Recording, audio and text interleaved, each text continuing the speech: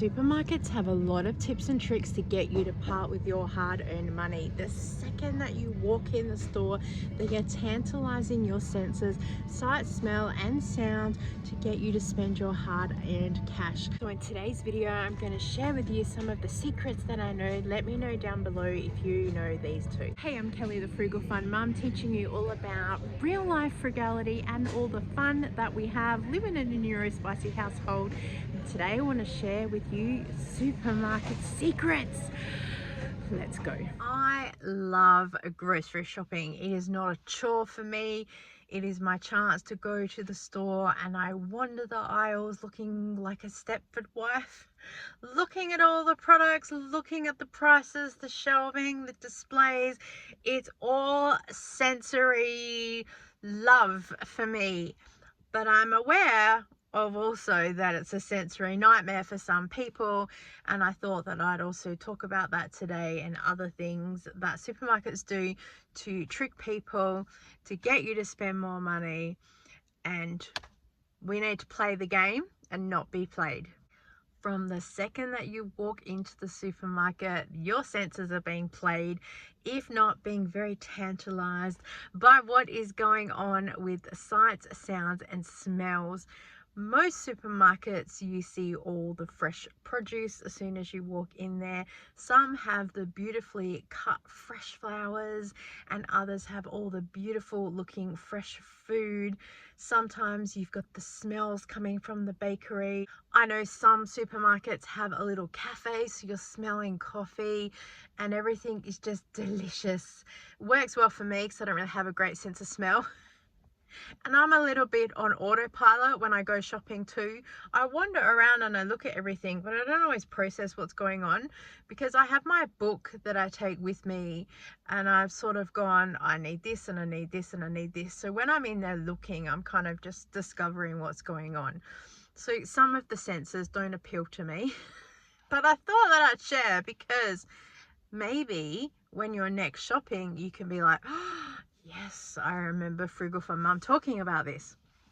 Research has shown that by starting in the fresh fruit section and you grab all of your healthy foods, it means that you probably have more room in your budget or your brain for some snack food, because you've already got the healthy stuff there. You've already got the main meal stuff, but now you need some fun snacks. Yeah, they're on ya. And also in some of the supermarkets, the beautiful misting that they have against the wall. Water is probably not really good for some veggies, especially lettuce. You need to make sure that you are drying that really well, otherwise it will rot. And also some of the mist on the veggies, that's water weight. So when you're purchasing something, it's going to weigh more. So give it a really good shake out before you purchase it. Supermarkets can be really clever at helping you save time and money when they offer some of the pre-pack cut veggies and other things like that.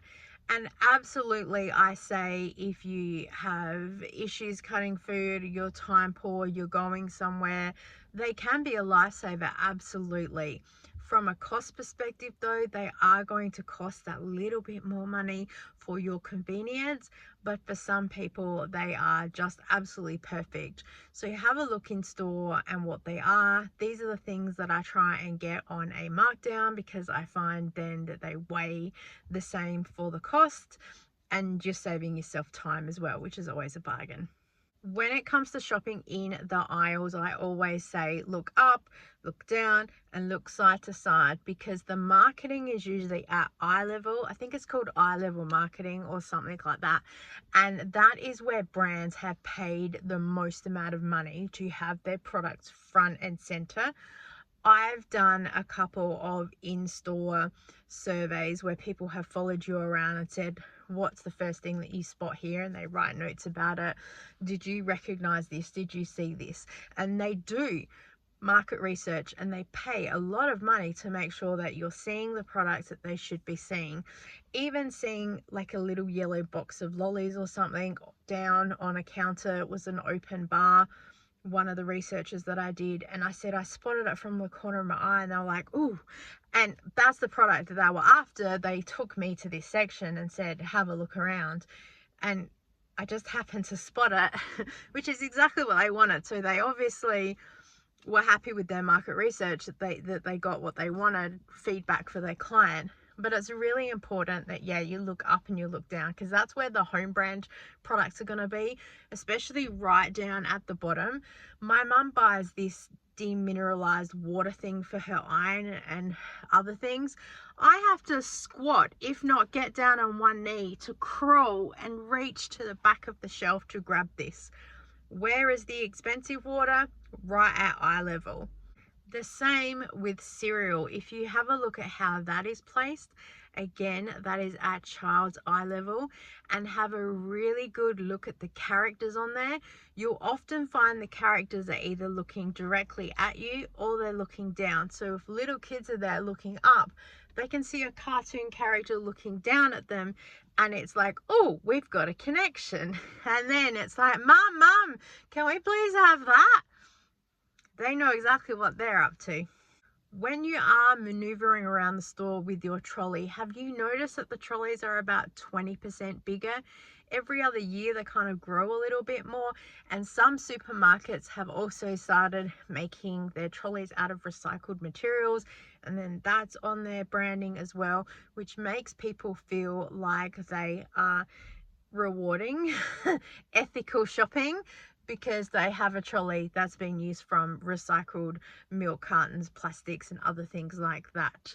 So they feel that they're being a good consumer and rewarding a recycling program. That, of course, the trolleys is like 20% bigger. Some supermarkets as well, the trolleys are really hard to turn around. The Costco trolleys, you can't just turn it like a normal trolley. You have to do a 3-point turn, and that is designed so you go in straight lines, so you can like turn an edge around a corner, but you can't do a 360 like you can with other supermarket trolleys. They say that the baskets are a really good idea, and different supermarkets have different baskets as well. Some supermarkets have the carrier on the hand, some have the pull along. They're playing with you to think that, oh, I won't need much, I'll just get a basket. But research has shown again that apparently if you get a basket and you fill it up and it's heavy, you feel like you've had a workout by the time you get to the checkout. And then that's where you feel like grabbing one of the treats that is at the checkouts, which is the next tip that they have. They figure by the time you get to checkout, you're tired and you want a treat and you want to be rewarded, so you grab a chocolate bar or whatever is there. Some supermarkets are really nice that they have a confectionery free checkouts, but of course we all know that a lot of supermarkets are also going to self-serve sections now, and of course there's lollies at every self-serve little thing that's there. When I'm checking out, if it's doing the self-serve, Coles now have these really long, like the register with the person, but it's self-checkout, and I will pick one that's near a gondola end. So if I'm scanning all my groceries and I get to the end and then realize I've miscalculated and I'm a couple of dollars short, I'll check on the gondolas, whatever's a half price special or something really good that we need, and I can go and grab it. Rather than grabbing a chocolate bar or something, I can grab something that is more logical and beneficial for our stockpile for the house. Of course, when you're in the supermarket as well, shopping around, did you know that the fridges are all the way at the back of the store? Now, they say that this is because this is where the loading docks are and the trucks pull up, and there's some law that says the milk can't be unrefrigerated by so many certains of time, and the frozen products and things like that. So they basically come from the trucks and go straight into whatever section that they need to be. Some people will argue though that of course you've had to walk all the way through the entire store just to go and get the milk. I noticed at one Coles I shop at, they actually had a smaller milk dedicated fridge, and they said they were constantly filling it up. People were walking and grabbing the milk and walking out again.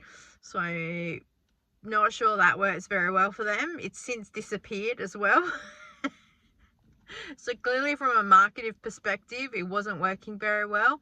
However, I noticed it and I thought that's really clever, especially if you're on your way to a school run or something like that and you want to just run in, grab something and run out again. So I would like to give props to a supermarket for that, because I thought that's thinking about the customer and something really nice as well. Make sure as well when you are shopping to have a look at the unit prices. There are tags everywhere with specials, and Coles have the yellow tags still. They use the paper and they stick them on all the shelves. And so have a look at that, lift it up even, have a look at the price underneath, what the unit price is compared with the special, and then have a look at the product next to it, what the unit price is. Then again, look up, look down, look left, look right, and compare the pairs. Compare as much closely as you can with weight and price. They do this a lot with Vegemite. It'll be on sale and they'll do like a bonus 100 flyby points. But the flyby points reward is only worth about 50 cents or something. But you can save about $2 if you buy the bigger or sometimes even the smaller jar. So it's always worth knowing your prices and the unit prices in supermarket. Don't go supermarket shopping on a Tuesday night, half an hour before they close. Don't ask me how I know this. If you don't know your prices and you don't know the catalogue, they go around and they pull all the tags off because they're doing the setup for the next day. Look, totally fine. You can always, if you scan something and all that's not the right price, you can always say, oh, I don't need this, and they can take it off. But yeah, it can be a bit frustrating when your phone's on 5% battery. You're running into the shop with memory thinking, I was sure that this was half price this week, and there's no tags because they've done the clear through of the store. Supermarkets are also really, really good at moving things around. So don't be afraid to ask staff where something is. And in Coles, at least on the end of the aisles, they have these things where they can at least give you a rough idea of where something is and try and maneuver and find your way there. I've noticed that they're not always in the Woolworths that I've been to. Often I've been looking and gone, oh, there's no thing here, so I'll try and find a staff member. Sometimes if I see someone's a little bit lost, I'll be like, sorry, what are you looking for? I've never worked at Coles or Woolies or anything like that, but it's really sad that I know where pretty much most things are in the supermarket. So even ask a seasonal shopper. Sometimes I stand there looking at the baking things because I love looking at stuff, and I'll often have someone say to me, you look like a baker, can you tell me where to find? I'm like, yeah, absolutely, it's just right there. How can you beat the supermarket at that game? The first thing is make a list. You know that I love my book and I have all my prices in there and what I write down, and I keep that every single week and I take it with me all the time, so then I'm able to look back at previous things I've bought. When the Coles flyby spends come in, I can compare what we bought last time against what we've bought this time and have a look, and then I can kind of guesstimate stock levels and what we might have and what's worth stocking up on, what things are half price, as I mentioned before, to really stock up on, and not be stuck in there going, do we need milk? Do we need what, like, because that's about as functional as my brain gets if I'm in a hurry trying to do a grocery shop. I try and take my time when I'm shopping, but sometimes if I go really late at night and there's only half an hour to close, sometimes I do that as a strategic thing. Can't get my words out. When I take that blue book with me, I've got that weekly list that I know these are the products I need to buy every single week, all the time. And I know that I can just run into the store, purchase those products, and I'm good to go for that week. And I'm not tempted by other things that are there. If I've already looked online and see there's nothing that's half price or worth getting, I can just get those things I can get in and I can get out. If you are going to grab a trolley when you shop, have a look at the half trolleys. It will make you a little bit more mindful of your shopping, and then you won't fit as much in it. You'll kind of stack your groceries a little bit better too, and just have things a little bit more controlled.